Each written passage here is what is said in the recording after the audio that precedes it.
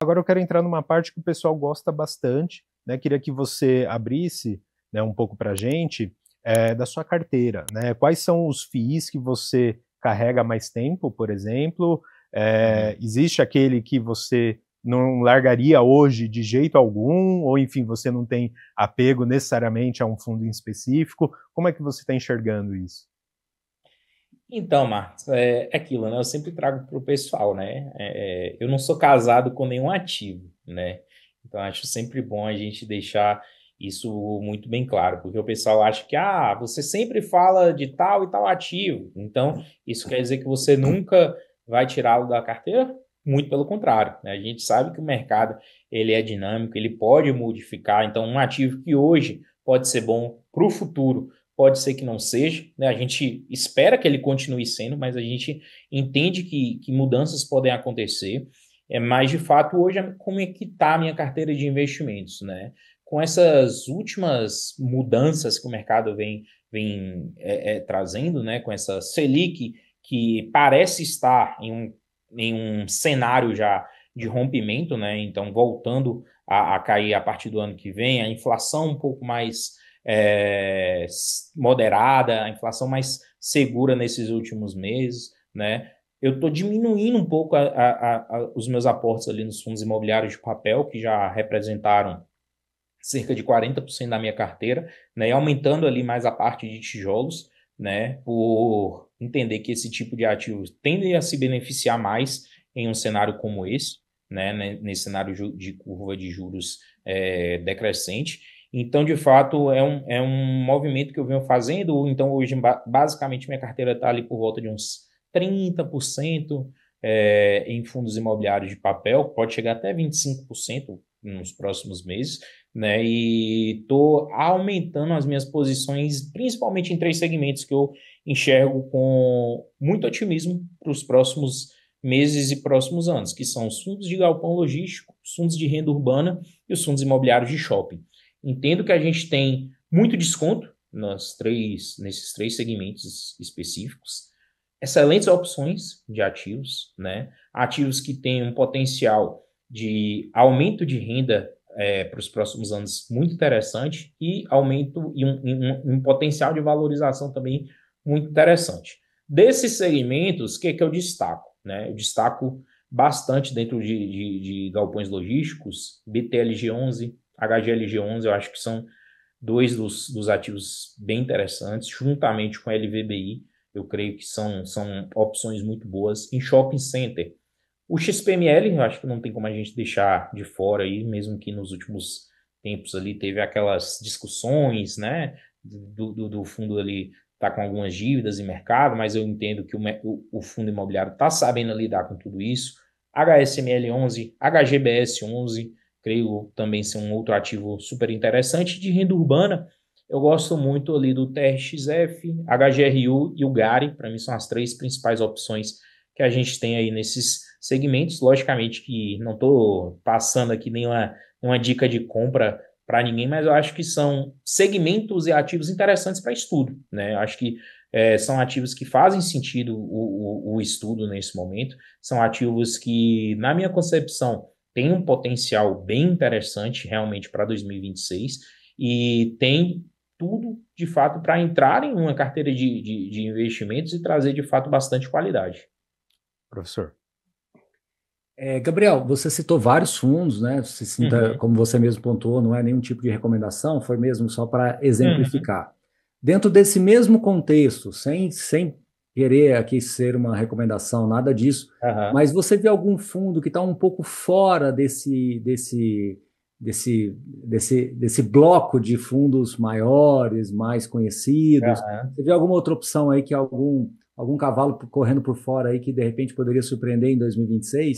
Você teria uma ou duas opções Olha, assim para mostrar para as pessoas? olha, Baroni, para ser sincero com você, nos últimos meses, um fundo que vem me chamando bastante atenção, e mais uma vez, não é nenhum tipo de recomendação de compra, e está dentro ali da classe dos galpões logísticos, é o GGRC, né? É um fundo imobiliário que, se a gente voltar no retrospecto dele passado, né, no histórico dele, já teve alguns problemas ali com gestão, alguns problemas com inquilinos, com imóveis, né? Mas que nos últimos meses e no último ano, basicamente, eles vêm fazendo aquisições extremamente interessantes, do meu ponto de vista, né? Colocando para dentro ali da carteira de investimentos ativos de extrema qualidade, ativos com contratos muito bacanas, né? E hoje ele está se mostrando como um ativo em uma roupagem diferente, né? Então ele mostra uma estratégia diferente, ainda pagando um dividendo um pouco acima da média, né, geral ali do mercado de galpão logístico. Na minha concepção, um fundo também que tem um desconto interessante. Então, é um fundo que vem me chamando bastante atenção, né, para ser sincero. E outro fundo também que eu, inclusive, já citei aqui, que é o GARI, né, que é um fundo imobiliário ali de renda urbana, um fundo que estava com alavancagem um pouco maior, fez uma venda recente ali de alguns ativos ali para XP, né, conseguiu ter um sucesso interessante nessas vendas, tem um potencial também de aquisição interessante também, então acho que são dois fundos que podem sim chamar bastante atenção e ainda, apesar do mercado começar a falar mais fortemente deles, eles ainda não estão ali naquele top mais conhecidos, né? Então são fundos imobiliários que eu creio que para os próximos anos, se continuarem com essas estratégias que estão agora, tem tudo para chamar muita atenção em mercado. E, Gabriel, você comentou bastante aqui sobre fundos de papel, fundos de tijolos, que, né, tem sido até a sua prioridade mais recentemente. E eu queria também colher a sua opinião sobre os FOFs, né, ou então os fundos de fundos imobiliários. Como você vê o papel dos FOFs hoje na carteira de um investidor? Eles ainda são interessantes nos preços atuais, enfim, ou você acha que os hedge funds imobiliários, né, que são os FOFs turbinados, né, 2.0, né, vieram de fato ali para assumir o papel do FOF hoje em dia? Como que você vê tudo isso?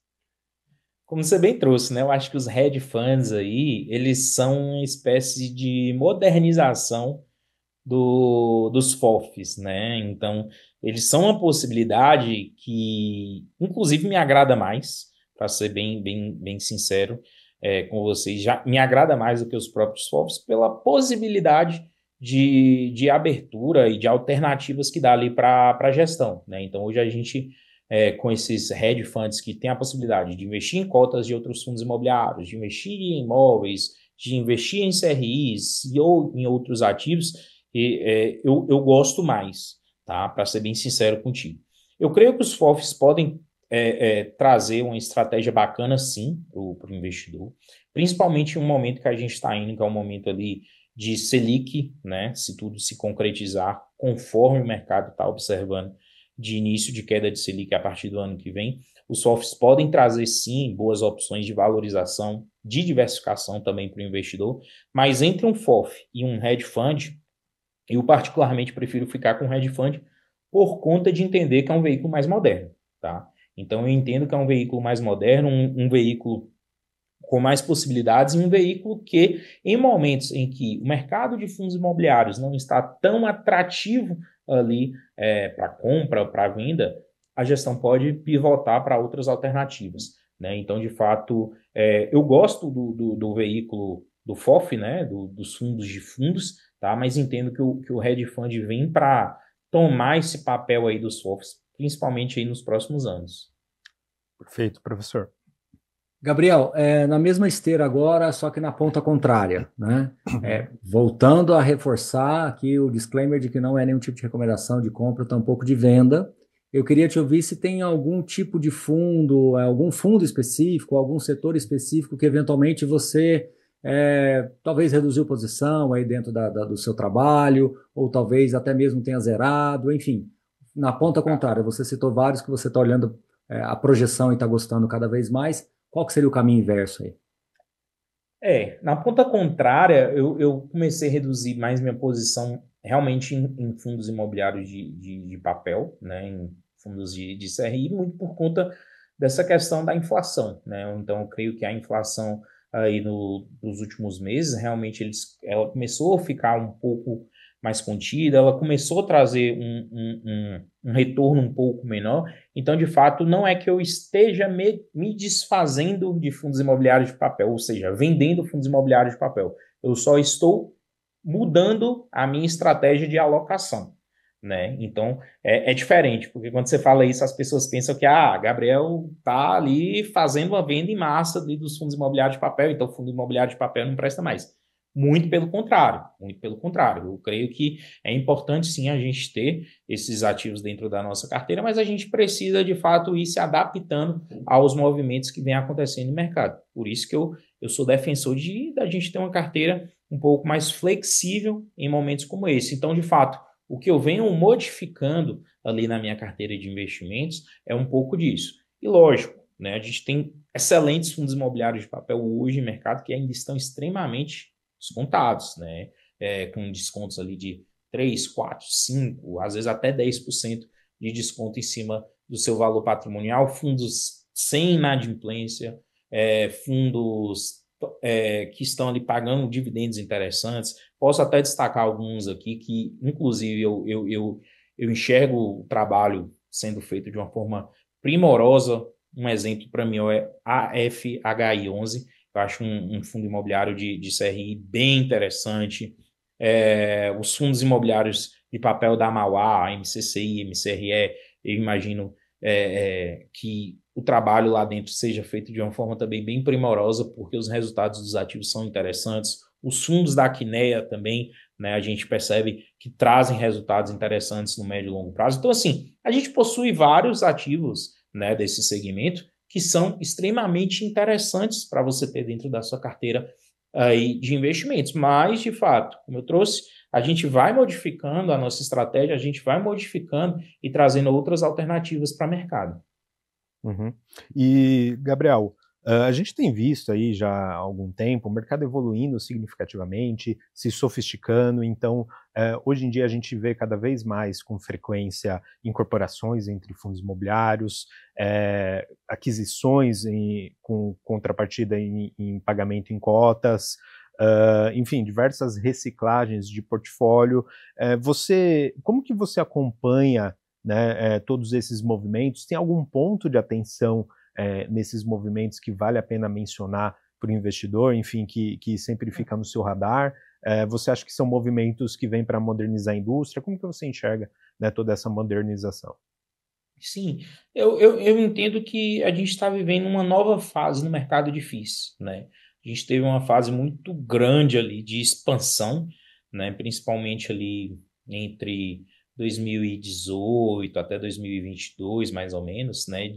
Da gente ver muitos fundos imobiliários aparecerem no mercado, né? Gestoras novas aparecendo, fundos imobiliários novos aparecendo, e a gente teve uma quantidade imensa, né, de novos fundos imobiliários, e a gente teve um mercado extremamente inflado por conta disso, né? Então eu entendo que o mercado de FIIs ali com 500, 600 alternativas é muita alternativa diferente para o investidor ter que escolher na ponta final. E entendo que fundos imobiliários menores sendo englobado a fundos imobiliários maiores e se tornando, né, cada vez mais produtos maiores, mais diversificados, com mais patrimônio, mais parecidos, né, com seus irmãos americanos lá, os REITs, né, tendem a ser mais benéficos para o mercado no longo prazo, né? Então, de fato, eu entendo que muitos investidores ficam um pouco chateados, apreensivos com essas mudanças, né? Eu acho que toda mudança causa um pouco de turbulência em mercado, isso aí é normal, é natural, né? Mas eu entendo que para o longo prazo vai surtir um resultado positivo para o mercado de FIIs, a gente ter menos opções, mas opções maiores, né? Eu entendo que não faz sentido hoje, para o tamanho do mercado de fundos imobiliários, a gente ter 30, 40, 50 fundos imobiliários de galpão logístico, sendo que a gente poderia ter ali 10, 8 fundos imobiliários de galpão logístico muito maiores e mais diversificados, né? Então, eu creio que a tendência natural do mercado é seguir por esse caminho, é seguir pelo caminho realmente de fundos cada vez maiores e com maior patrimônio, e o mercado tende a se beneficiar e os investidores em contrapartida também, né? Então, de fato, essas modificações que, a princípio, causam um pouco ali causam alguns movimentos em mercados, investidores às vezes ficam um pouco apreensivos, para o longo prazo tende a trazer resultados, sim.